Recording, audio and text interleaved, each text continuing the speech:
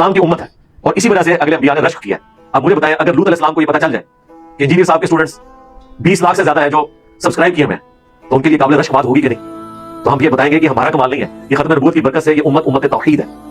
اصل میں یہ دجال, یہ انجینئر محمد علی مرزا, یہ ملعون, یہ مرتاد, یہ اغلیث, یہ جیلمی, یہ جہنمی, اصل میں پتہ کیا بیان کر رہا ہے کہ حضرت لوط علیہ السلام سے زیادہ لوگ چاہنے والے میرے ہیں. کہتا ہے حضرت لوط علیہ السلام جو ہے نا وہ رشک کرتے اس بات پر, اگر ان کو پتا چل جاتا کہ انجینئر محمد علی مرزا صاحب سانپ کے اتنے زیادہ یا لاکھوں میں جو سبسکرائبر ہیں تو وہ رشک کرتے. یعنی یہ خود کو لوط علیہ السلام سے زیادہ درجہ دے رہا ہے کہ ان کو چاہنے والوں سے زیادہ میرے چاہنے والے ہیں. لیکن اے غلیظ, اے مرتد, اے جیلمی, اے جہنمی, سن, تیرا حشر پتہ کس طرح ہونا ہے؟ جس طرح لوط علیہ السلام کی قوم کا ہوا, اور پوری دنیا جانتی ہے اور تو بھی جانتا ہے کہ لوط علیہ السلام کی قوم میں کون سا گناہ پایا جاتا تھا. وہی گناہ پایا جاتا تھا جو تجھ میں پایا جاتا ہے. وہ رانے رفیق, یاد ہے نا وہ اسٹوڈیو, وہ اندھیری رات, وہ جب تم گھوڑی بنتے تھے, رانا رفیق پھر اوپر چڑھتا, پھر سواری کرتا, وہ رائڈر, وہ یاد ہے نا؟